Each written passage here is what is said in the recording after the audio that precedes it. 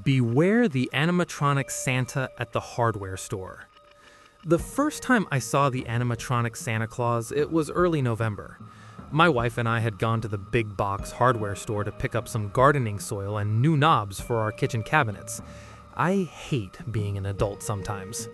It didn't surprise me to find Christmas decorations already displayed prominently near the entrance. The robotic Santa Claus was sitting there on a throne, greeting us as we came in. Its eyes moved back and forth without any discernible pattern, and it waved at us rigidly in greeting, turning its head to look at us as we approached, eyes focusing on ours for just a second, then moving away. "What a creepy-looking Santa," I said to my wife. "Who would ever buy that? It looks like something out of a nightmare." The Santa Claus got more frightening as we got closer to it. Despite its movements looking a bit stiff and robotic, it was a little too realistic for my liking. The way the eyes were moving around randomly, almost sporadically, looked a bit like a mental patient's gaze as they looked around with paranoia.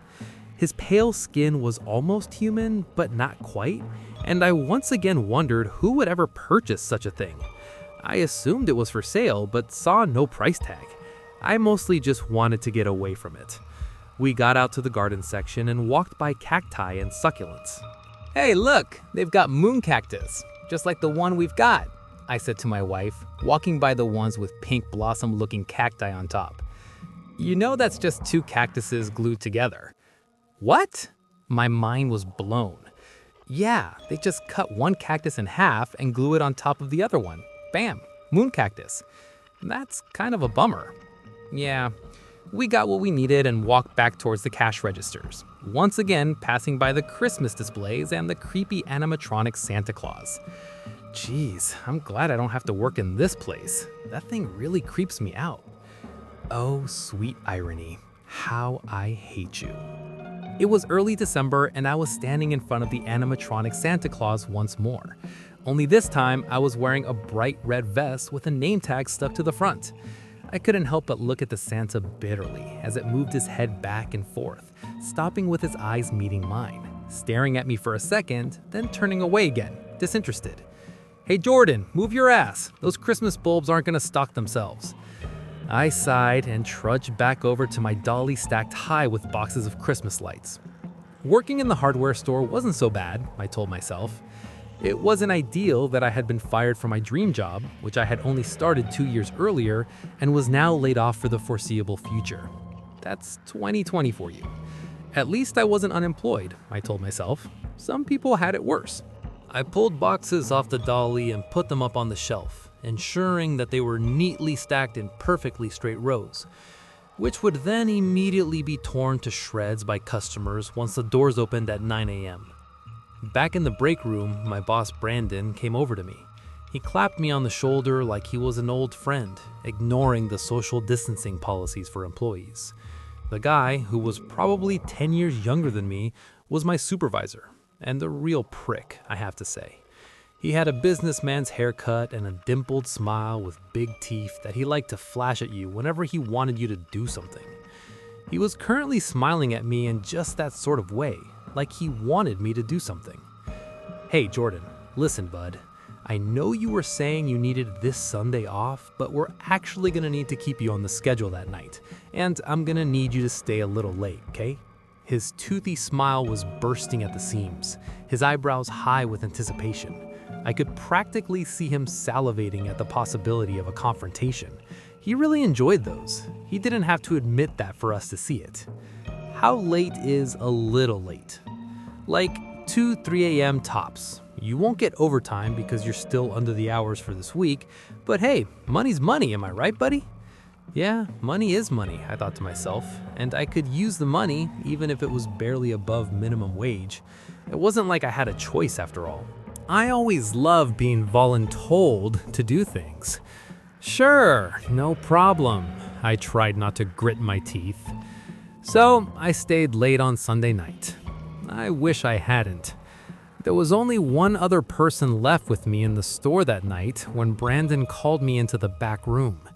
It was just me and Andy, a nerdy-looking guy who, like me, was underemployed at the hardware store.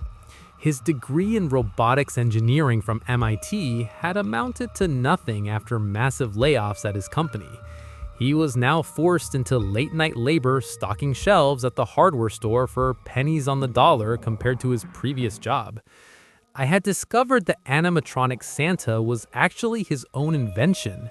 He had allowed the store to use it for display. Andy clearly had some real talent in the robotics department. The longer I worked at the store, the more I realized how sophisticated the technology in the animatronic Santa was. It could actually stand up and walk around. But that was way too creepy, so they told Andy to get it to sit still on the throne and just wave in a friendly manner, so as not to frighten the children. "Jordan, come to the back office, please." The voice was loud over the walkie-talkie. I wish they could have said I hadn't heard it. Andy would have vouched for me. But Brandon was a vengeful sort of boss, and I didn't want to make him mad. I had seen others make that mistake, and he always found creative ways to punish them. Less hours, worse assignments, bathroom cleaning duty, being forced to work weekends and holidays. He had a whole arsenal of tricks up his sleeve for retribution without it ever looking like retribution. So I went back to his office. The grin on his face was wide and toothy, and I knew without a second thought that this was going to be bad news. Okay, I know you guys are gonna hate me for this. Yeah, and? But I'm gonna need you to stay a little bit later after all. We got a shipment in of those inflatable Christmas lawn decorations, and I need you guys to get them on the shelves before we open in the morning. I had to get up in the morning at 8 a.m. to go to my other job. I was already scheduled to work until 3 a.m., and now he wanted me to stay even later? Sure, I said, defeated. I knew it was pointless to argue. Whatever I said would only result in something worse happening to me in the end. I just knew it. He was that kind of boss. A vengeful sort, as I've said. I just need to be out of here by 7 a.m. at the latest, so I can go home and change for my other job. I need to be there by 8. You got it, bud. You're the boss. I'll put you down on the schedule until 7 a.m. No, later than that. All right, I'll catch you later. I'm out of here for the night. He was up and had his coat on already, heading out the door. Oh, and don't forget to tell Andy he's got to stay too, okay? I didn't have time to break the bad news to him. All right, you guys have a good night. He went into the employee bathroom, closing the door quickly shut behind him before I could say a word. He always liked to change before leaving the store. God forbid anyone saw him in his uniform outside of there. I went out and told Andy the news. His face was a mask of anger. He wasn't happy about being told to stay, and the chicken shit way our supervisor had made me break the news to him. I told him Brandon was in the back getting changed if he wanted to catch him before he left. Let that prick supervisor talk to him for himself, I thought. It wasn't my job to break the bad news to employees that they had to stay late. That was not part of my job description. Andy marched back to the staff room to confront Brandon, and I was left alone with the Christmas decorations, now with a lot more work lying ahead of me than before. The weird thing was, Andy never came back. I finished the shift alone, feeling like something bad had just happened. But what it was, I couldn't figure out. That morning after work, I went home and quickly showered, dressed in a different uniform for a different minimum wage job, and trudged off to that place, half asleep. My other job was running the cash register at a burger place, since the hardware store usually didn't have enough hours for me. And even when they did, I still found myself short on cash.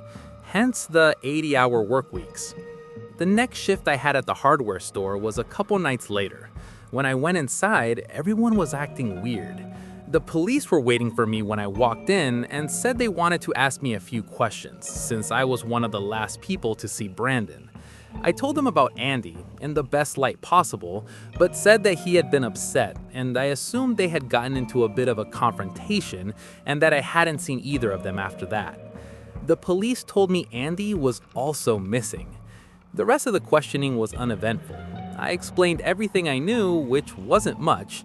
It sounded like Andy was a person of interest in the investigation, since they were asking a lot of questions about him and his background. I said I knew he was into robotics and that he had recently been fired from some high-paying job in that field. But other than that, I didn't know anything. The police were dissatisfied but left after that. Once again, I ended up staying late to stock the never-ending supply of Christmas decorations, and this time it was a different manager announcing it to me with an infuriating smile. "Fine," I said, gritting my teeth despite my best efforts not to. 3 a.m. rolled around and everyone else had gone home. I was once again left by myself to work extended overtime. The large store was well lit, but creepy nonetheless, since I was the only one in it at that late hour. I finished with the boxes I had and was taking the dolly into the back to get more, when I walked past the animatronic Santa on his throne. The thing was moving around still, but I could have sworn I had unplugged it. I walked around to the extension cord, hidden beneath some white felt that was meant to look like snow. The extension cord wasn't plugged in, and yet the Santa was moving around as if it was. "Weird," I said out loud. I figured it probably just had a battery, but unplugging it had always turned it off before. Climbing up to the platform to where the thing was seated, I got close to the robotic Santa and began to feel under the red suit for an off switch. It was moving back and forth, jerkily.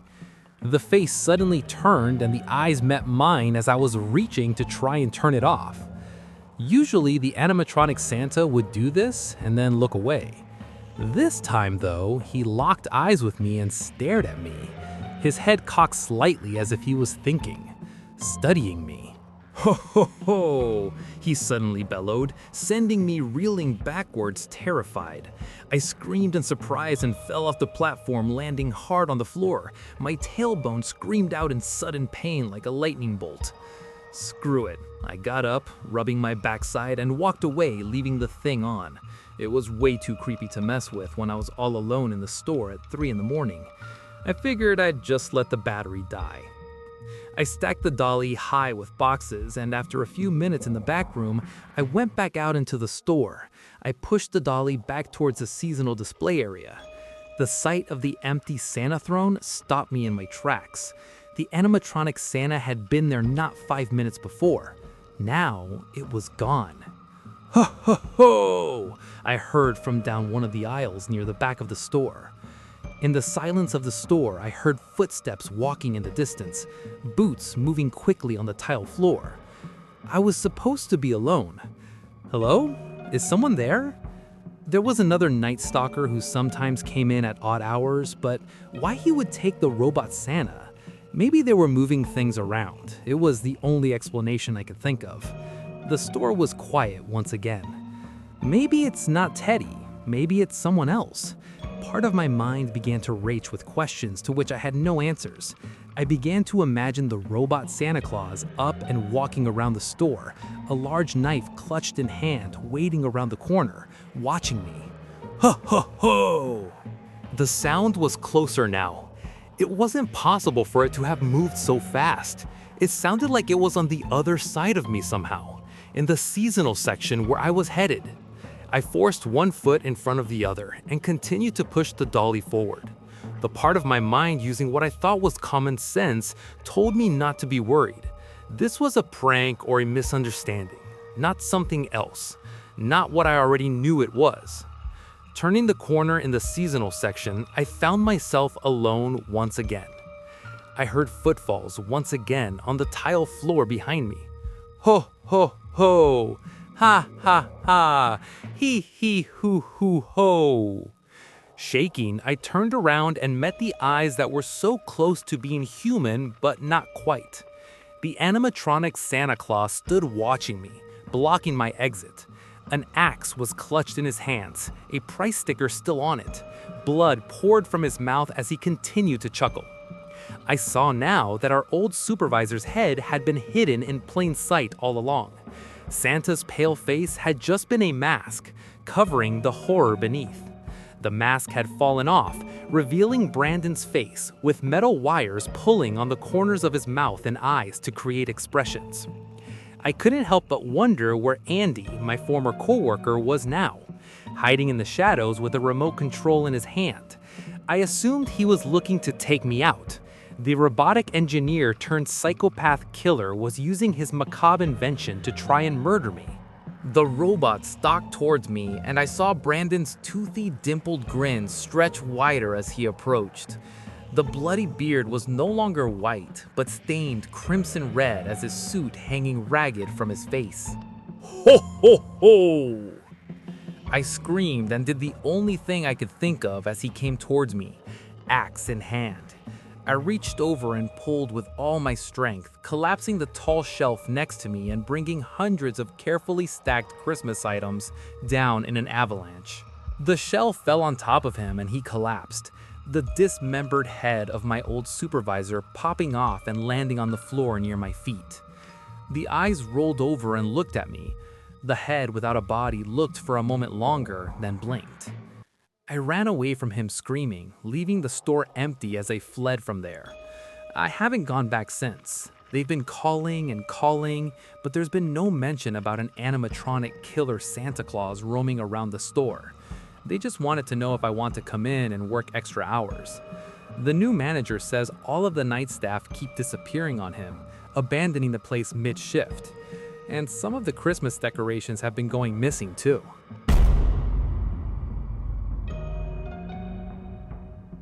My ex and I took our kids for photos with Santa.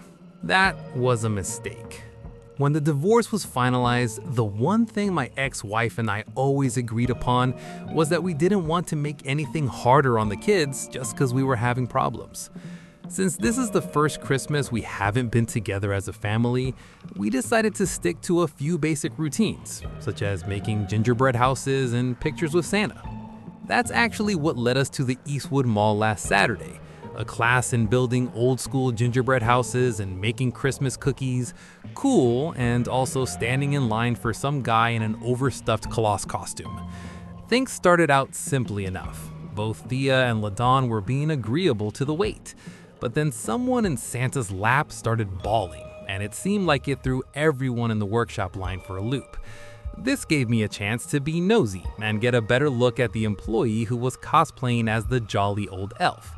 And that's when I noticed a few things that seemed odd. For one thing, this dude was old, like older than dirt, with an extremely wrinkled face where your skin sticks to your bones.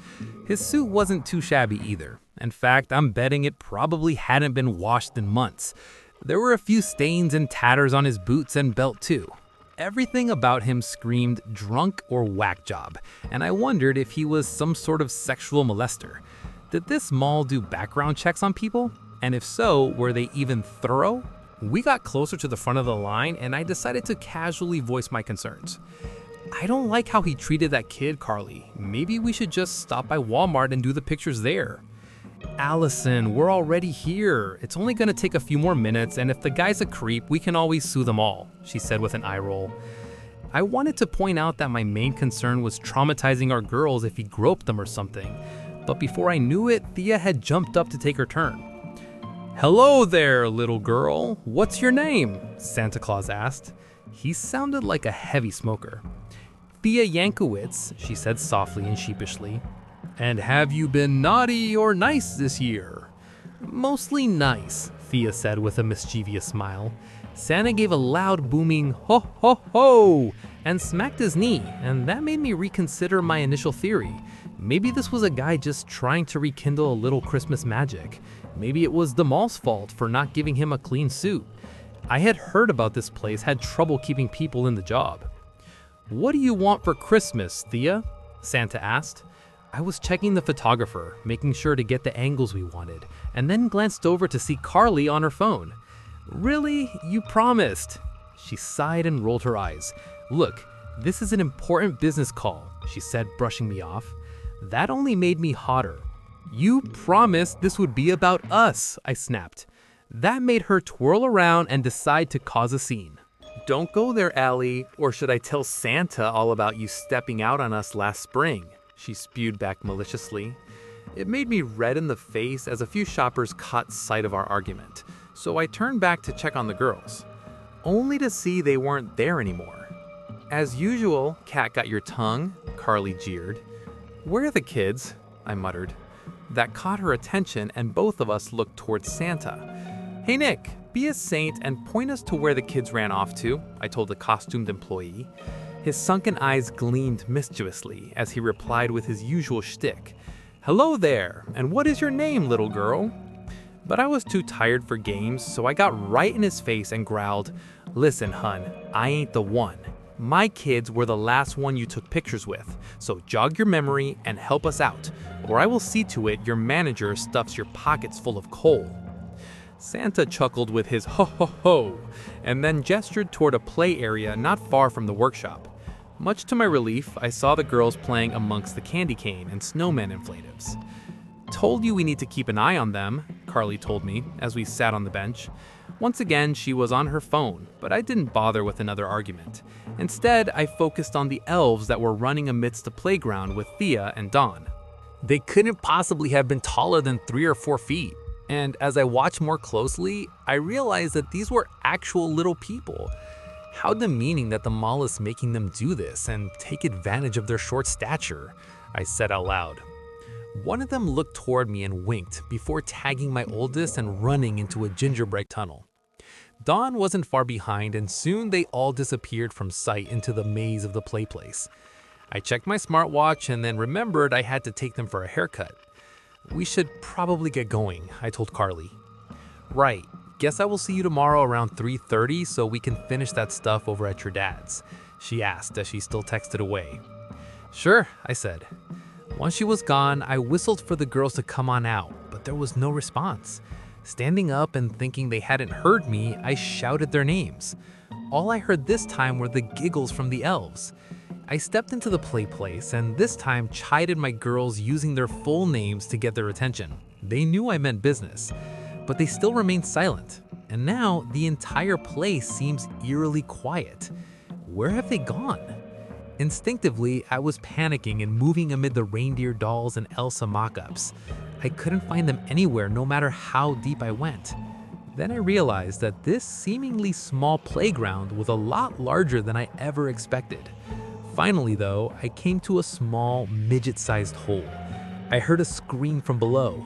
"Thea, hold on baby, I'm coming," I said as I tried to dig at the ground, but it was impossible. Then, from the mist of the darkness, an elf popped out and startled me.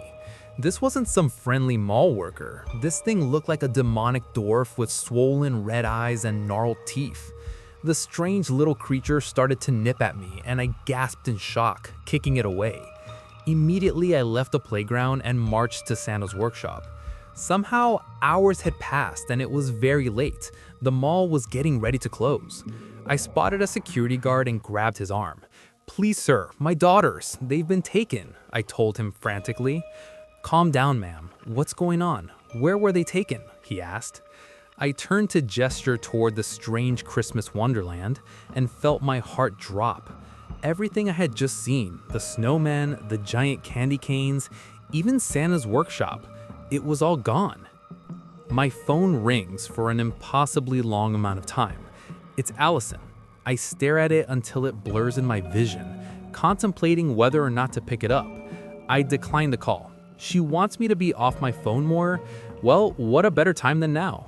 I immediately received a text message right after. Just one word: pineapple. Pineapple had been the family password since Dawn was old enough to talk. In the event of any emergency, that word was to be used. The girls knew that if something and we sent someone to pick them up, they're to ask for the password. It was for everyone. Aunts, family friends, grandparents. No pineapple, no kids. I called her back immediately. "Allison, what's wrong?" "Carly, it's the girls. I heard Thea screaming," she whimpered through sobs. "I can't get to her. Mall security thinks I'm crazy." Wait, are you saying you lost the girls? How could you have let this happen?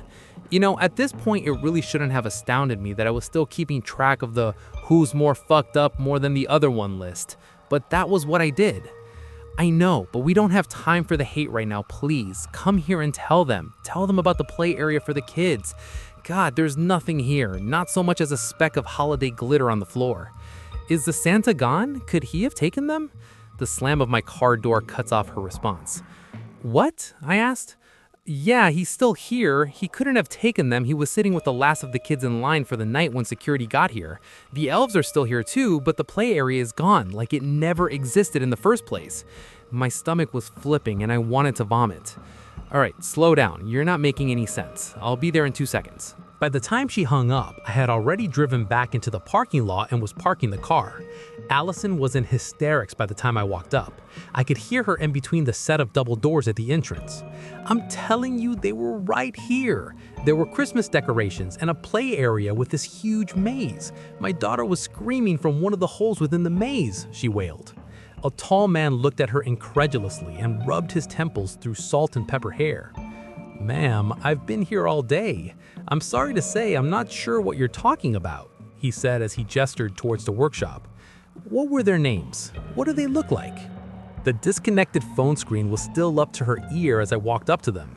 Allison handed it to me absent-mindedly as she answered their questions. Theodora and LaDawn Matthews. They answered to Thea and Dawn. They are both little girls wearing white coats, black leggings, and white Mary Janes.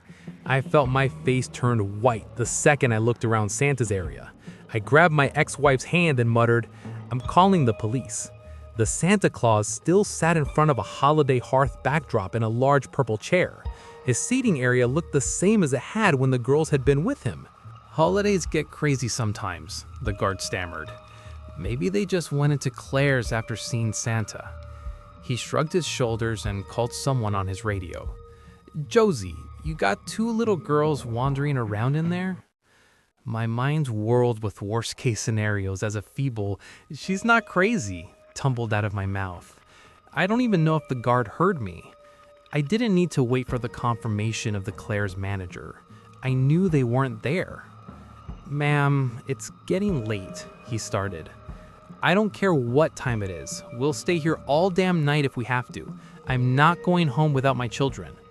My voice came out shriller than intended, but firm enough to where the guard nodded his head and sighed. Little buds of hope started to bloom in my heart when I saw they sent multiple officers. Finally, someone was going to take me seriously. They gathered and made interrogations with mall security, even going as far as to walk the perimeter of the area where, not 2 hours earlier, the Christmas Wonderland used to be. No one seemed to know what to say to us. Thankfully, I fully corroborated everything she had told them, or else they probably would have committed her. Intrusive thoughts began to rot the blooming hope in my heart, burning the buds to ash. Maybe if I wasn't on her phone, we could have taken more or any pictures. Maybe if Allison wasn't getting on to me about being on my phone, I could have taken more pictures. It's so much easier to hate her than focus on the situation, but that's not going to help Dawn and Thea. Out of the corner of my eye, I saw them start to lead the Santa Claus into a side room of the mall. I sprang at them before thinking twice. What's going on? Where are you taking him? Does he know what happened to our daughters? I shouted angrily. One of the officers broke away from the group that was leading Santa to speak to us. Ma'am, I understand you're upset. Hell, I have 2 boys of my own. I know how it is. We're taking this man into the mall security room. Once we're there, we'll ask him some questions. The security managers agreed to let us review the camera footage. You were here the last hour the mall was open, so it won't take too long to find you on film. Allison wasn't having it. I demand to be present while the footage is played. It's my right as a parent, and as someone who appears in that footage. It's my legal right, she demanded. The room was too small for all of us to be comfortable. This kind of place was designed for the random punk of 2 that got caught stealing from Spencer's, not cops, security guards, and 2 angry parents. My heart lurched as they fast-forwarded through the events of the day. No Christmas Wonderland was ever shown, as if we imagined the entire thing. 2 missing kids, however, told us we hadn't. This was a nightmare that we found ourselves in together. One it wasn't looking like we were ever going to wake up from. The lead officer paused the screen the second our family appeared on it. There we were, me on my phone, Allison looking angry and disappointed, then our girls. Thea's beautiful dark hair framed her tiny face. Dawn's smile was so big and bright. It broke my heart into sand. Allison had already shattered the glass when she left us. This immortalized the process. Santa looked up at us, but his face was off, different. He definitely didn't look like that when we met with him. His features were dark. His smile was twisted into a gnarled maw. The suit was beyond filthy, and I shuddered upon seeing our daughters hop onto his lap. Once they were posing for pictures that we were too distracted to take, I was horrified to see that they looked different too. Their eyes looked black, and their smiles were too wide for their faces. Their noses turned into pert little points. Allison, look! But when we looked back at the screen, they were hopping down, looking completely normal. They both skipped off screen, excitedly holding hands. That was the last that or any other camera showed of them. I was shown leaving, and the main camera cut straight to me walking to the security office. Sir, I'm so sorry for your time. Tensions run high when it comes to children. An officer explained to the man playing Santa. His hat and beard had been removed. At this point, he just looked like an innocent old man. Homeless, but innocent. Tears were in the man's eyes as he walked out of the door. His eyes met mine briefly. I took this job because I love to bring people happiness. I would never do anything to hurt a child. Allison and I drove home, deciding to stay at our old house for the evening in case any news came. When we pulled up, I noticed that something had been stuck to our front door. The driveway's long, so it took me a minute to identify it right away. Tears streamed down my face as Allison let out a scream beside me. A letter was stuck to our front door. It was written in black ink on red and white striped paper. A candy cane marbled handle jutted from the note. A dagger was attached to the end of it, embedding the note in the wood of our door. Dear parents, you didn't watch out, I didn't play nice. Your children are mine, 'cause I'm naughty, not nice. Santa Claus is coming to town. We phoned the police immediately, but it made little difference. There wasn't a single print on the note or even a trace of DNA. Even though Carly and I knew the truth about the mall Santa, all the cops could do was file that we had a domestic disturbance and call it a night. It left us both frustrated and unable to sleep the entire night. That jolly old elf was taunting us. We need to take this into our own hands, my ex told me decisively as she downed the bottle of vodka. I didn't like when she drank because it brought back both happy and bitter memories. What do you mean? I asked, glad that, at least for the moment, we were agreeing to work together through this tragedy. The mall closes at 9, right? So let's get in there like 10 minutes before it closes and lay low. They don't have the security to really canvass the entire place, so we can roam around freely probably before the end of the hour, he reasoned. That's a horrible idea. First off, we don't even know if Santa's workshop will be there during the night, and secondly, they have round-the-clock surveillance. We could go to jail for that, I told her. You don't think we should do whatever is necessary to get our kids back? Carly snapped bitterly. This was the side of her that I was waiting to come out. We both had our issues, of course. I'm not saying I'm perfect, but I hated how she twisted my intentions more than anything else. Of course I do, but we can't think this is a cakewalk. Whatever took them clearly has power beyond what we can understand, and that alone should make us stop and think. We don't want to risk losing them altogether, I told her. Carly calmed down visibly and nodded, before tossing the bottle down and weakly sighing. I just keep replaying those words my dad told me last Christmas. You aren't fit to be a parent. You don't even honor God, so why would you think you would honor your relationship? Guess he was right, huh? No, don't think that. We are the best parents we can be. Don't fool yourself, Allie. We couldn't even last a fucking year, she snapped bitterly. I held my tongue, knowing that she was lashing out from frustration. I was feeling it too. We had fought hard to even be a couple in the first place. Then getting the girls had been another uphill battle. Now everything was upside down and it felt like it was all our fault. Do you think things would be different if we had made it work? I asked sheepishly. I was willing to admit that I had my faults. There were many times where I had not put my family first. I don't know anymore, she admitted in defeat as she reached toward me for comfort. My first reaction was to pull away, but then I thought better of it. Now more than ever, we needed to come together. Maybe it wouldn't heal our broken relationship, but we couldn't just give up.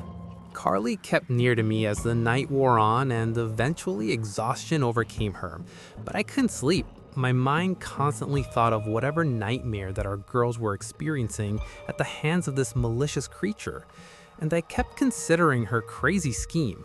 It was nearly closing time for Eastwood. If I left right then, I knew I could make it.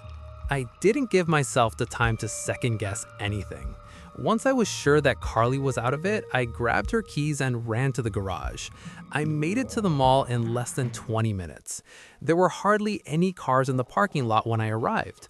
Only a few late owls jaunted the blank halls as I made my way towards Santa's workshop. I did my best to look inconspicuous. There were a few security guards around, but none of them looked like they were paying me any mind. As soon as I caught sight of Santa, though, I felt a knot build inside my stomach. I knew that only a day earlier we had been shown that this was a harmless old man, but something was unsettling about all of this, and this was my chance to make things work. An announcement came over the intercom telling everyone that the mall was closing in only 5 minutes. As the guards started to busy themselves searching for stragglers, I started toward the side of the mall I knew was under renovation. Once past the safety tape, I tried to remind myself how long this part of the building had been closed. It seemed like years, but it would be the perfect hiding spot while the mall shut down. As I ducked into a bathroom and listened to the announcement again, I took a few moments to steel myself. Any amount of things could go wrong. I had no clue how much security Eastwood had at night. Once 20 more minutes had passed, I pushed the dreary bathroom door open and found myself walking into a ghost town. I'm not sure why, but the empty mall gave off this eerie vibe. Perhaps it was because I knew of the evil near its center. Or maybe it had to do with how the once busting shops look like coffins now, memories of life forgotten. Once out of the construction zone, I hugged the wall. I was trying to spot any and all cameras that might see me, but it seemed that they were all shut off for the moment. Finally, I was at the workshop again. The quiet throne where the costumed claws had been seating seemed ominous and foreboding as I stepped through the rickety white gate. A quick search allowed me entrance to the back part of the workshop where I saw Santa's costume along with inflatable dolls they used to lure in consumers. But nothing was getting me any closer to Thea and Ladon. I kept looking though, refusing to give up even if I had exhausted all options. I didn't really care about going to jail. If my girls were safe was all that mattered. I went back to the main auditorium and turned over every reindeer statue and candy cane plush. Nothing. I felt so defeated. I slumped into Santa's chair and tried to calm my nerves. Get a hold of yourself, Allison. You can do this. That was when I felt the chair move. I grabbed the armrest and looked down at the floor, surprised to see that it was changing too. Suddenly, I found myself at the top of a set of winding stairs. I followed it to the bottom, listening to what sounded like warped Christmas music. Amid the darkness, I saw ornaments and lights to guide the way deeper. It felt like I was going straight into the mouth of the underworld. And before long, I was in a different type of workshop. This one was a dark reflection of the world above, the chains and gears telling me that all sorts of vile acts went on here. Yet it too was devoid of life. I slowly crept forward, the music growing louder as I reached what appeared to be a toy room. Massive machines being run by unseen forces moved giant crates across. There was noise everywhere. I stumbled through, reaching a room labeled dolls. Then in the dim light, I saw my eldest's eyes. But they too were empty, replaced by porcelain replicas. Thea and Ladon were before me as nothing more than mere mannequins, and alongside them, countless other small childlike dolls. I held my hand over my mouth to muffle a scream. How would I ever tell Carly our precious daughters weren't coming home for the holidays? When I woke, I felt a wave of confusion wash over me. A puddle of vomit was on the pillow at the corner of my mouth. My eyes glanced around the apartment for the clock. 10:48 p.m. Allison was gone. So much for sticking it out. My first instinct was to think, if she's not here, then why shouldn't I go to that mall? She had been the only thing stopping me. Well, that and my blood alcohol limit, which should be drastically reduced by now thanks to the upchuck. I grabbed my keys and tightly held them in my closed fist, sharpened points sticking out through my knuckles. A lot of creeps live in this neighborhood, and Allison and I had dealt with vandalism and harassment before. No need for more problems on this holiday. My whole body jumps when the car starts up. The image of that dagger jutting out of our front door flashes through my mind, sending shudders up my spine. My gas pedal sticks, and I'm all too annoyed to see something wedged underneath it. Fresh tears erupt from my red-rimmed eyes as I reach down and dislodge it. It's an Elsa toy, one of the Happy Meal toys the girls got last weekend, back when things were normal. It feels like a lifetime ago. That settles it as far as I'm concerned.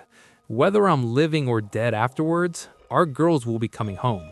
A renewed maternal instinct drives the rest of the alcohol from my system. By the time I reach the mall entrance, I'm completely sober. I pull to the side entrance, planning to sneak in. The parking lot is eerily empty and still. I've never been here this late at night before. It feels desolate and does a good job of dispelling my confidence. Intrusive thoughts scream that I may never get them back, never get Allison back. I'll be destined to die alone. My phone doesn't seem that important anymore. Work keeps calling, but I don't have the time or heart to answer. Each click of my heels echoed through the cavernous lot as I walk up to the mall. There's a loading area that trucks use to deliver supplies to all of the stores that most regular customers aren't aware of. A girl I used to fool around with right after Allison and I broke up told me about it. She used to be the Cinnabon manager. She also said one of the main problems the mall had was that they forgot to lock it. Luckily, it was, as I said before, not very well known about and hidden well from the outside. The part that it connected to on the inside had been closed for renovations for what seemed like forever, so hopefully no one locked it tonight. My muscles sagged with relief once I feel the doorknob turn all the way and the click of the plunger release. I open the door as slowly and steadily as I can, not wanting to draw any attention where it's not needed. The cool musk of Sparrow pizza and nacho cheese wafts over my face as I walk inside. They've been closed for a good while at this point, and I'm nowhere near the food court. I desperately hope they aren't having an after-hours company Christmas party. Thankful it was a silent, albeit unholy night. The only thing I can hear are my shoes. Each step screams through the empty acoustics of the construction area. It seems as if they've frozen things midway, as if everyone just stopped what they were doing one day and left. Dust has settled on the ladders and drop cloths. Who knows how long it's been like this? Santa's chair looms in front of me like a purple velveted monster. It seems to get larger every time I approach it. It's sitting off kilter, cockeyed on its platform. Apprehension weighs heavy like my chest like lead as I walked closer. There are small holes in the floor around it, with what looks like stairs underneath. My shoulder burns as I put all my weight into moving the chair. Confusion and intrigue mix inside of me, curdling in my stomach. Whatever is down there can't be good. Someone put a lot of effort into keeping these stairs and what they lead to hidden. I just know that at some point my girls were here. Maybe they went down there and got lost. In my heart of hearts though, I knew that if they are in fact down there, it isn't by choice. It's lit by Christmas lights, but only the red ones worked. They're blinking like a little runway to the area below. Demented Christmas music is blaring on what had to be a broken speaker. When I reach the bottom, I cannot believe my eyes. It looks as I would imagine the Christmas section of hell would look like if it had one. There are several rooms, and one catches my eye immediately. A red sign hung above the doorway with dolls written in white calligraphy. I know if I was a little girl, this would be the first place I would go. It's filled with several life-size dolls, almost like store mannequins they use for kids' clothes. Boys and girls surround the walls and corners, all staring lifelessly with blank and frightened faces. Most have been painted to look like Christmas elves, but it looks like the ones in the back haven't gotten done yet. Footsteps echoed through the area just outside of the room, causing me to panic. Instinctively, I make a sharp right towards the back of the store, bumping into a shelving unit. A crash behind me quells any hopes I had of keeping silent. I slowly turn around, not ready for what I'm about to find behind me. A doll had fallen in my hasty attempt to hide. I must have knocked him over when I banged into the shelf. A mix of dry plaster surrounds the broken pieces on the floor as they begin to ooze red liquid. Stammered screams bubble up through my throat and out of my lips. The footsteps in the hallway are now inside the room. A shadowed figure comes closer to me as I grip my keys tightly, tips through knuckles. They look too small to be security and too plainclothes to be police. Whoever this was wearing jeans and a t-shirt. I'm almost ready to attack when I hear an all too familiar sob. "Allison?" I whisper. The figure charges towards me. I don't have any time to react as I'm enveloped into a tight squeeze. "Carly, thank God," she whispers back breathlessly. She pulls her face away and presses her lips to mine. The kiss is firm but forgiving and most certainly welcomed. "I was so scared," she says, pulling away and placing her head on my chest. "What are you doing here? You said this was a bad idea. I thought you left me again." I regret the words the moment they come out of my mouth, even though they are the truth. I swore to myself I would never be vulnerable to her again, but seeing her here now is one of the biggest blessings of my life at the moment. "Have you gone to the back? Fia and Dawn, they're back there," she screams once she sees a broken doll on the ground. Her entire arm shakes as she points to the pieces on the ground. "No, oh my God, no," she wails through tears. "What's wrong?" I ask her, genuinely concerned. I'm not understanding why she's so upset. "Those aren't dolls, Carly. They're kids, missing children, including ours." Her fists are clenched, nails dug into her palms, a tiny coping mechanism she's always had. "Look, I know you're upset, but that's not physically possible. Why is that one bleeding then?" We checked the one she was talking about, and I realized beyond belief she was right. One even has Thea's birthmark on her left cheek. Her arm jerks frantically as she points to the shattered pieces on the ground where I had knocked one over. A flash of red consumes the entire area just before the lights go out. A chuckle booms throughout the doll room. "Carly, you grab Thea and I'll get Dawn. I'm not leaving without them, even if they aren't technically them right now. These are the closest thing we have to our daughters, and I want them safe with us until we can get this fixed.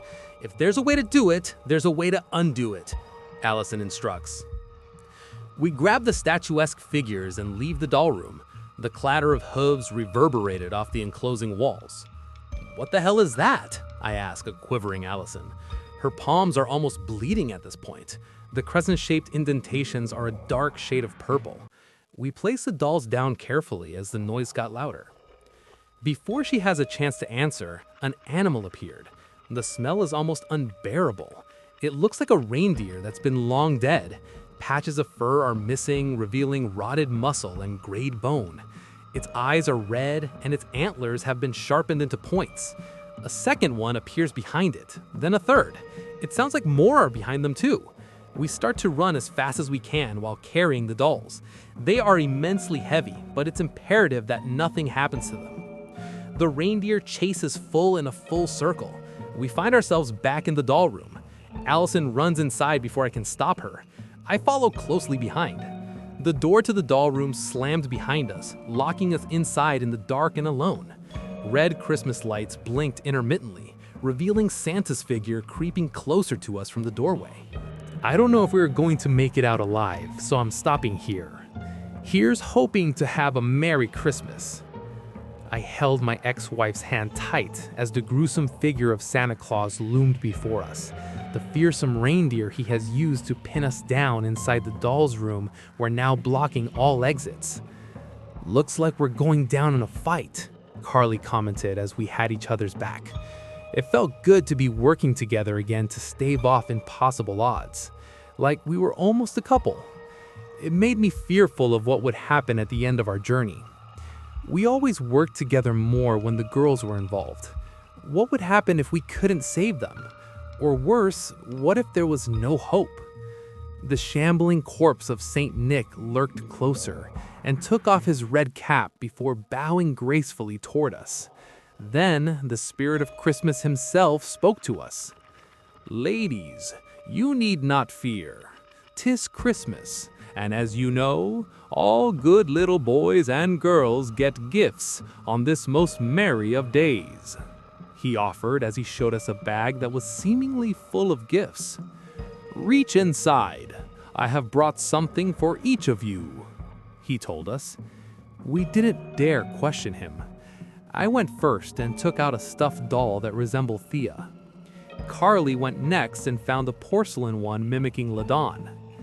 It confirmed our fears that somewhere he was using our girls as models for his malicious toy factory. "Where are they, you monster?" Carly yelled as she attempted to pummel Santa. I grabbed her arm and pulled her back, uncertain how the jolly old elf would react to the assault. His belly jiggled like a vat of old jello. "You deserve to be on the naughty list, little girl." This only infuriated Carly more, and I couldn't hold her back. There was a candy cane prop sitting just a few feet away, and she grabbed it, hurling it straight toward the clown's stomach. Santa was still ho-ho-hoing as the prop struck him in the gut and he fell backward. I joined in the attack, his laughter driving me insane as I grabbed the candy cane and shoved it deeper. Vats of bubbling black slime oozed out of his belly as Santa's laughter became more and more hoarse. Then at last it stopped altogether. Carly helped me to my feet, and we watched in surprise as the rest of Santa's body began to disintegrate. Then there was nothing left except for the bones of the elf that stuck to the red and white suit. Did we just kill Santa Claus?" Carly asked in disbelief. I wiped away a bit of fat off of my cheek and walked over his corpse. I'd do it again in a heartbeat. Carly followed me into the toy room. The reindeer seemed a bit more confused now that their master was dead and blindly followed. As a matter of fact, it almost seemed that the creatures were docile now. "We need to go deeper," she said as we arrived at another long staircase. Together, we rushed to the bottom, trying to find any clues that might help bring our girls back. At last, we arrived at a door. Prying it open caused a rush of winter cold to hit us. On the other side was the closest representation to the North Pole I had ever seen. Christmas music that sounded old and made by bagpipes filled the air as we trudged toward the snow.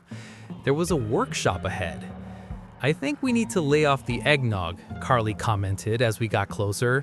It was still beyond belief that this was real, but the cold was making our fingers frostbite, the ice making our bodies quake. The door opened of its own accord, a surly old woman glaring toward us as she held a tray of cookies in our faces. "Well then, it's about time," she remarked as she ushered us in.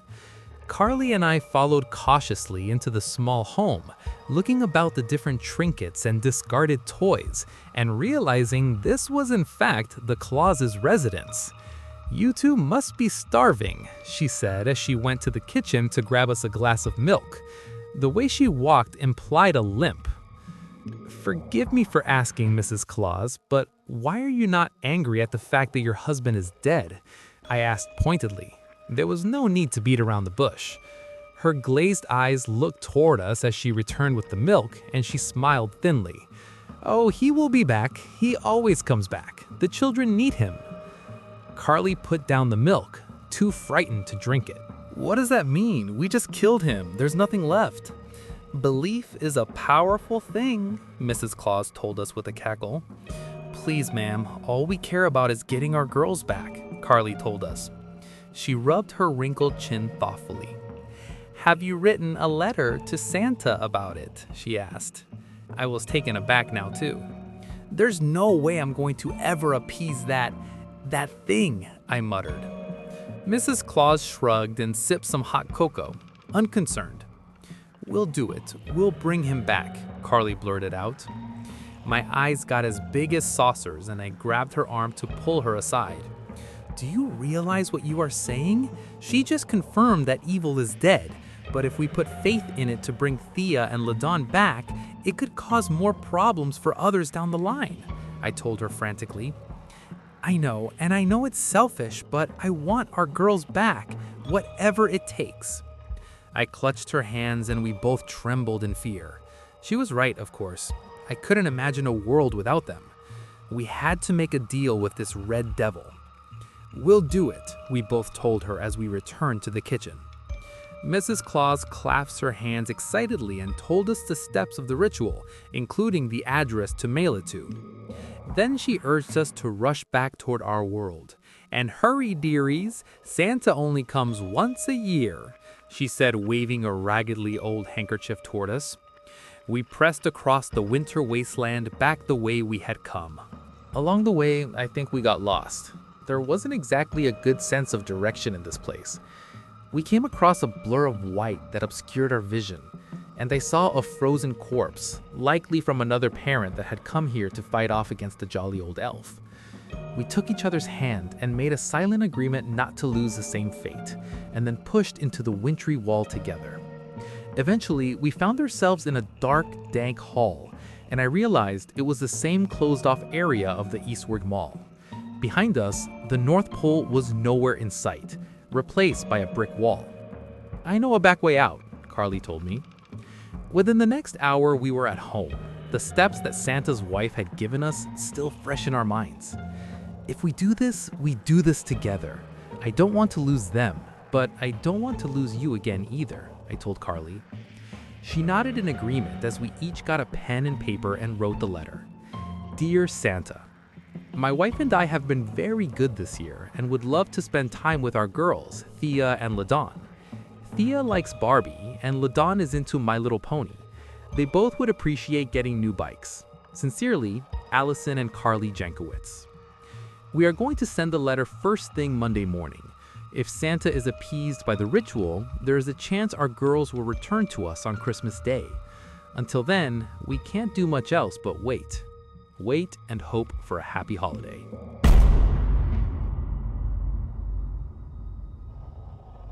I wrote to Santa as a kid. Today, he wrote back. My school had a yearly tradition around Christmas. The teachers would rally all the students of our small town school to write a letter to Santa. The teachers all collaborated and emphasized to us that they knew Santa's real address, and what we wrote would be sent to him. I don't know whether my parents never religiously drilled the idea of Santa into me, or if I was a weird kid. But throughout my childhood, I never believed he was real. So I always felt this idea of entertaining this letter scheme was below me. To me, this was just a silly way for the teachers to get kids excited for the holiday. In school, I was one of the rough kids. I got in fights a lot, and the majority of the other students would avoid me. Even teachers had an apprehension of being around me. Scared my temperament was not limited to just kids. Hindsight helps me say this, but at the time, I thought it was everyone else who were weird. I attribute all this to my uncle and what he did. He was a brute. When my parents weren't around, which was a lot, he was the one to look after me. During those many nights, he would be rough with me, making me try beer, telling me about illicit things I was woefully ill-prepared to know, all for the delusional that he was making me tough, when in reality, it made me closed off, only able to express my emotions through violence and hate. Each year, I never participated writing the letters. When I did, I'd often just scribble insults or crude doodles. But every so often, I'd notice something. A handful of kids would come back after Christmas break raving that Santa brought them what they asked for. They would talk about how Santa left them a letter saying they were especially good that year and brought their wildest dreams to life. Kids from poor families got the latest games consoles. Lonely children got the pet of their dreams. One kid even claimed his mother's illness was taken away by Santa. In my pessimistic attitude, I just drummed it up to the excuse that the teachers gave the letters to their parents. Another reason I never took part in writing a letter. Scared my uncle would catch wind and would judge me for what I secretly desired. The pattern was undeniable. Kids were getting what they wanted, And in some way, if it worked for me, the letter sent to my parents was an interesting way to slightly let on what my uncle was doing, to tip off my parents at what was going on behind their backs. All to avoid a lesson drilled into me by my uncle that snitches get stitches, literally. A mantra which kept me quiet for far too long. One year, I grabbed a pen and ham-fisted a simple letter. I apprehensively wrote that I never wanted to see my uncle again, that I wished Santa would take him away. I finished the note off also asking for a puppy. I was a kid. Who didn't want a puppy at that age? Something my parents never knew, since wanting a pet was girly, according to my uncle. When some of the more outspoken kids confronted me at the idea of participating in such an event I was so vocal against, I simply told them I wrote the nastiest letter to the head teacher. I told wild details which had the kids roiling in laughter, in a way adding to my persona, a metaphor for the facade I had built up. Christmas came around. Everything happened as they did every year. A dysfunctional family dinner, and the awkwardly quiet opening of thoughtless gifts. Despite the ritual not changing, I was broken. I berated myself for hoping the little hope I had left, only for it to be wasted. From then on, my life was turbulent. I had basically lost all my hope. And for many years after, I lost friends, ruined relationships, and threw away opportunities, all because of my attitude. Inside, I never felt like a bad person, but it was how I expressed myself. And then something amazing happened. Someone saw that. My first long-lasting relationship was with someone that understood how I felt inside. She was very patient. She had to be. She stood by me through many rough years, something I commend her for. Though I didn't see it at the time, my life with her were the best years I could ask for. Sadly, it didn't last forever. Time grinded away at the relationship, my unmoving attitude keeping me still as a rock as she pushed forward in life. Eventually, the distance was too much and she had no choice but to leave. It was her leaving that finally shook me enough, a wake-up call. I hated how I became a slave to myself, always saying I wanted to change, but never truly lifting myself from my spot and taking the necessary steps forward. Admittedly, I started seeking professional help in hopes of winning my girlfriend back, but after starting, I couldn't stop, and soon I was doing it for myself and no one else. This is not to say it wasn't easy. Family gatherings brought everything back. I had a reputation, and I was terrified to break it. But privately, I was starting to edge out of my shell. I started with therapy sessions. Opening up about everything after keeping it inside for too long released so much tension. I found myself shedding tears, something unheard of about me if you knew who I was. Switching personalities is hard when surrounded by people who know you as a certain way. So I took to some online apps to meet new people who didn't know me. A fresh start. To contrast my life, I chose events and activities that I made fun of throughout my early years. I met up to play video games instead of drinking beer that I secretly hated in rough bars. I spent time learning the game Magic: The Gathering, rather than poker nights that always ended with a little scuffle. Hell, I even did D&D. To my surprise, I started feeling something I hadn't felt for as long as I could remember. The warm feeling of joy.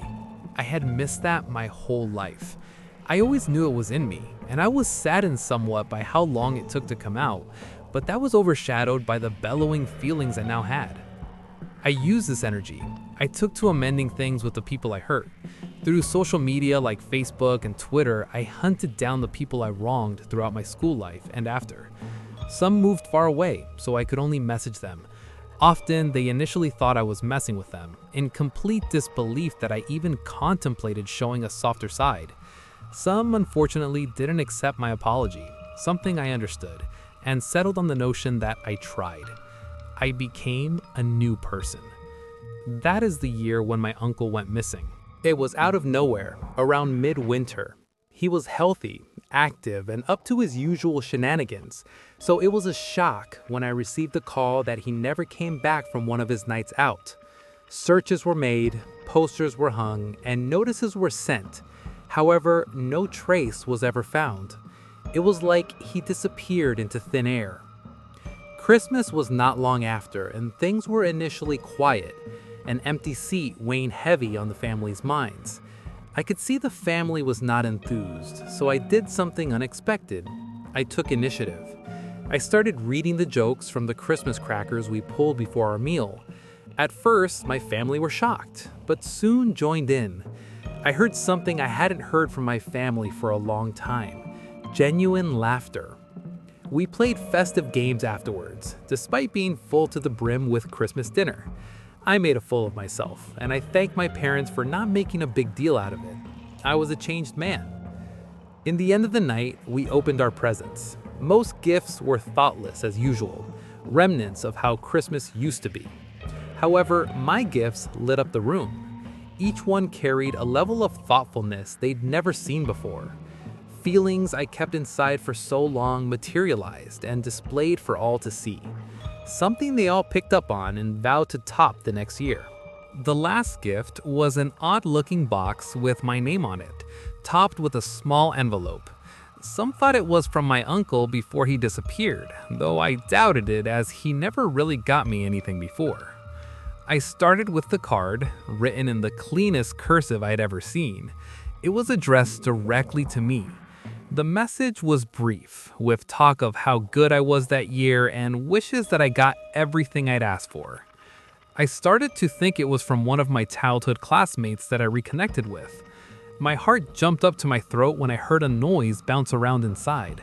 Despite years of cultivating a hardened composure, the sounds I heard froze me for a moment. Panicked, I ripped open the package and looked down, as two adorable bright eyes stared back at me and barked.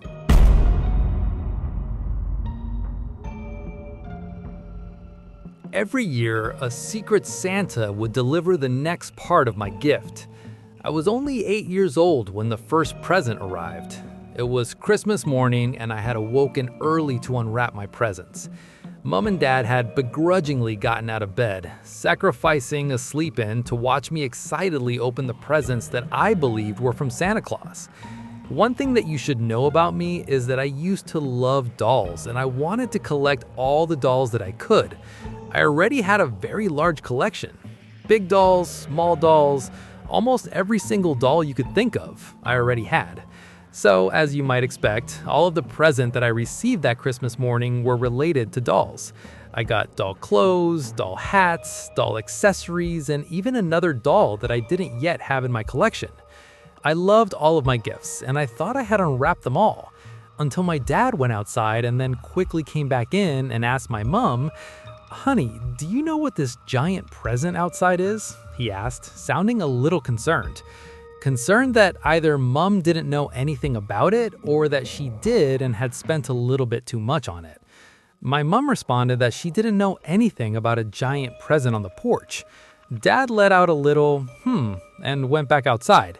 When he returned, he was holding a fairly big rectangular box that was wrapped in bright red paper and had a sizable golden bow on top of it. "There is a small note on it that says it is addressed to you, darling," Dad said while he was looking directly at me.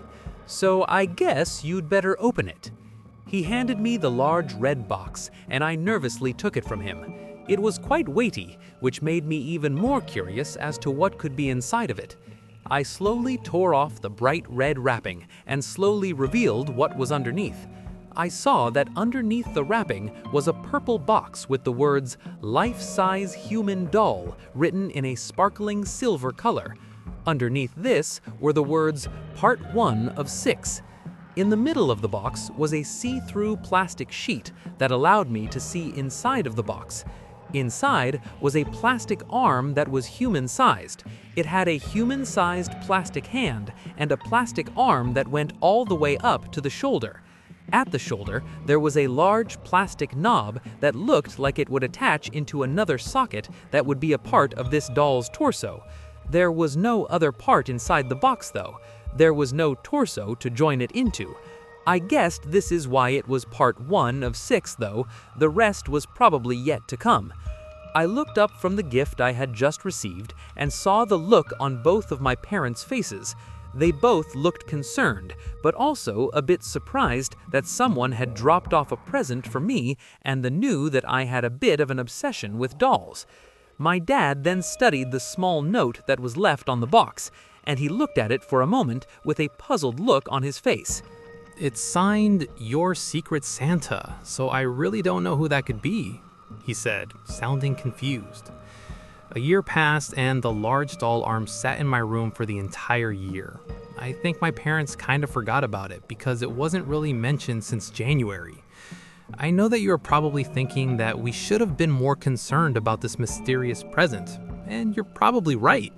But I think we thought it was just something harmless, and when I received another present the next year, it became almost like a Christmas tradition. On the Christmas morning the next year, I got up early again and opened my presents.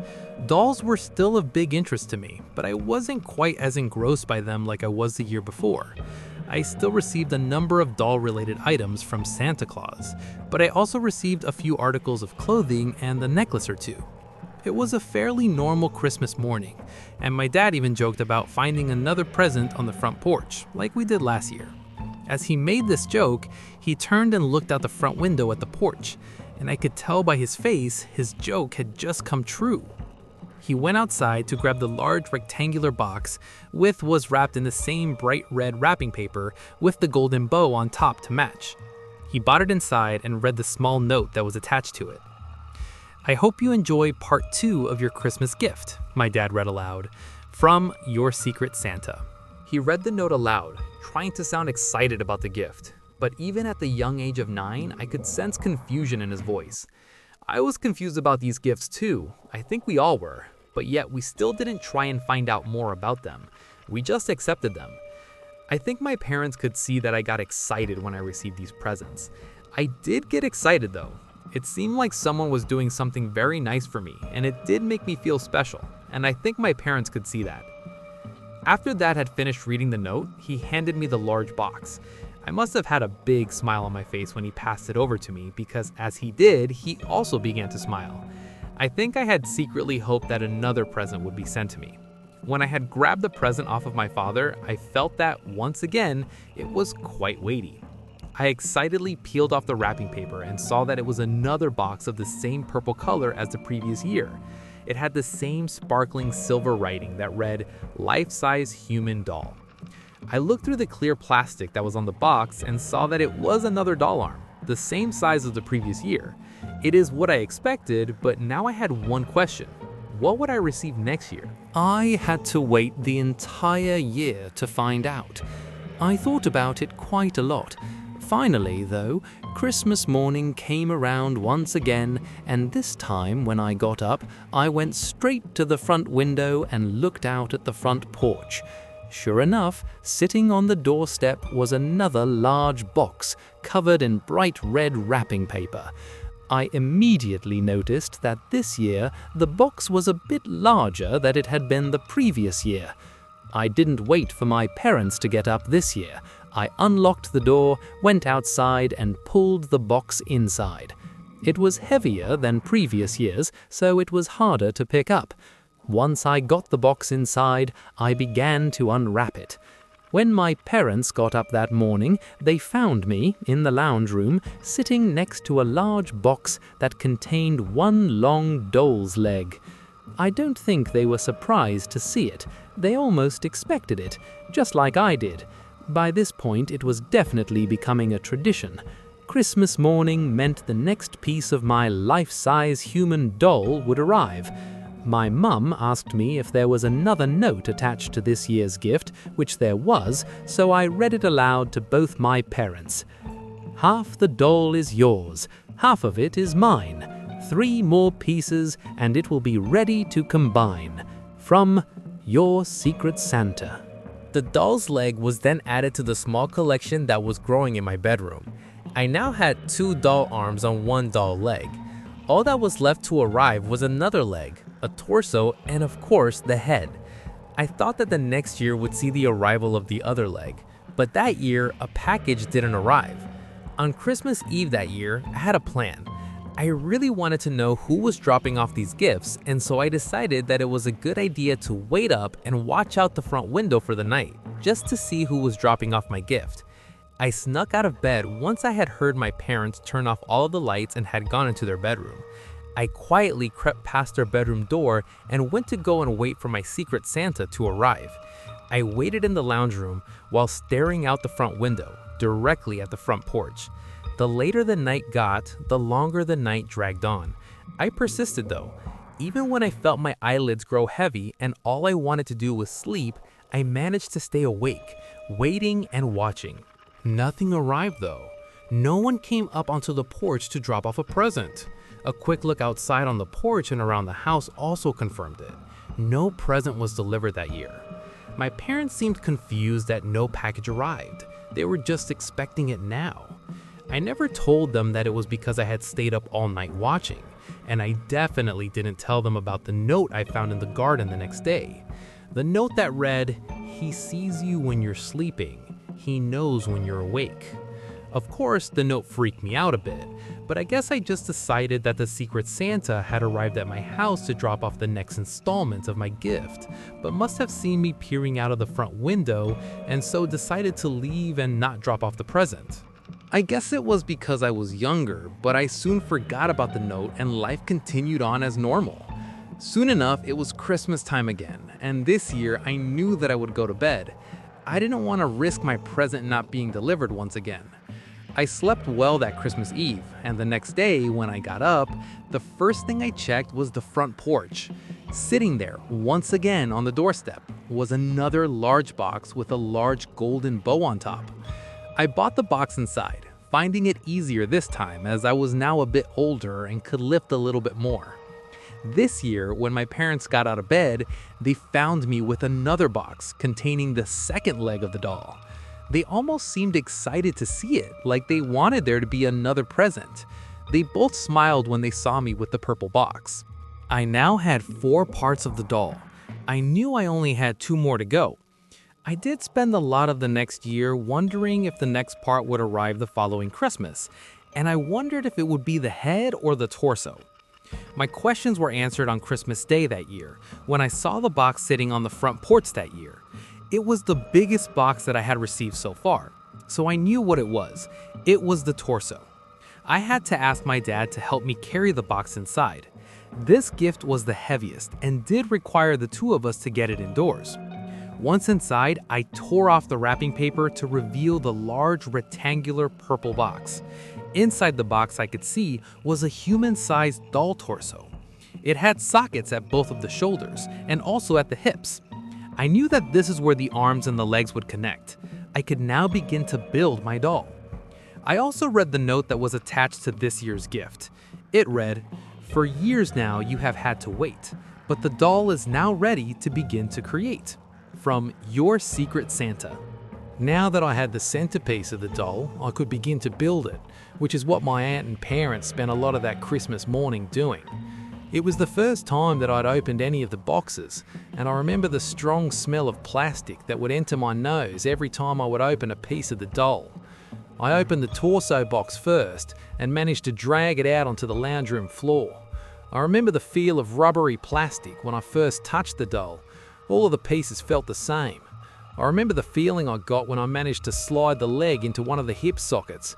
The way it clicked into place was extremely satisfying. It took maybe an hour or 2, but once it was finished, there stood the doll. The box was correct. It was definitely life-sized. It stood about the same height that I was at the time, and it was still missing one crucial piece, the head. I knew that I still had another year to wait before I would receive the final piece of my doll, and so I anxiously awaited its arrival for the entire year. I remember in the weeks leading up to Christmas that year, I was very excited to receive the final package. I don't think I slept that well on the night before Christmas, and I definitely got up early that morning. I ran outside to the porch, and sure enough, sitting on the ground was a smaller square box wrapped in bright red wrapping paper and a golden bow. I picked up, it was lighter than last year's gift, and I bought it inside. My parents had gotten up at this point as well. I think they were eagerly awaiting the present too. Once the present was inside, I tore open the wrapping paper. Underneath, I saw straight away that it was the doll's. It had long blonde hair, a well-pronounced jawline, and a small petite nose. It had a pretty face, but one thing that took me aback were the doll's eyes. They seemed so lifelike, like they were staring straight at me with a look of fear in them.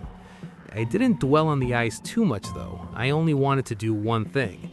I wanted to attach the head to the rest of the body, and then my doll would be complete. The rest of the doll was now in my bedroom, where it had been for most of the year, so I ran to my room and saw that I needed to screw the head on the rest of the body, which I did. The doll was now complete. She had her head, and so I now owned the complete life-size human doll. I had already dressed the doll before the head had arrived, so she was already dressed up in a bright red dress and a pair of golden high heels. Now that the head was attached, I thought that she looked beautiful. That's what I thought every time I looked at her on that Christmas day. That's what I thought until I went to bed that night and found that she looked like she was staring straight at me with those haunting eyes. I didn't sleep well that night. Over the next week, I did begin to sleep a bit better, but there was still something about those eyes. They looked like they were just watching me. They looked like they were calling out for help. I had to keep reminding myself that it was just a doll because of how real they looked. I did eventually get used to the presence of the completed doll in my room, and it was probably about a month later when the doll became a comfort to me. I think that eventually I got accustomed to the doll sitting in my room, staring at me while I slept. I think I began to like it. That was until I accidentally left a candle burning. One night in late February, I lit a small candle and left it on a chest of drawers in my room. The drawers were right next to the doll, right next to its face. I think I got distracted by something out in the kitchen. Maybe I ate dinner or something. I can't quite remember.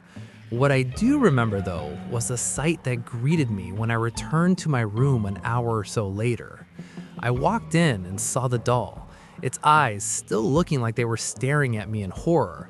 But what frightened me the most was the bottom of its face, right near where the candle was burning.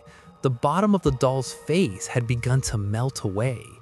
Big blobs of plastic were forming and then running down its face, then dripping off of its chin. Most of the bottom half of the doll's face was now melted away. A large gaping hole was present where the plastic used to be, revealing a very real set of teeth underneath, and a very real human face. I never screamed so loud in my life. The sight of the doll's face melting away and the sight of the real face underneath was too much for me to handle. My parents say that they found me frozen in terror in my bedroom. The police were quickly called once my parents had seen what had made me freeze in fear. The police took the doll away, and all that I know is that a complete human body was found underneath the doll. It was encased entirely in plastic and was sculptured to resemble a doll. Police say that the body was still well preserved because it had been coated in the thick layer of plastic, and that the person whose body it was had been dead for around 7 years. To this day, I am still haunted by the thought of the doll and the fact that it lived in my room for so many years, that it used to watch me sleep. I am sickened that I used to enjoy putting it together. Sometimes when I wake up during the night, I swear I can still see the doll's eyes staring at me, crying out for help. What frightens me the most, however, is what the police found underneath the final box I received. Printed on the bottom of the box are the words, "Limited edition, 1 of 12."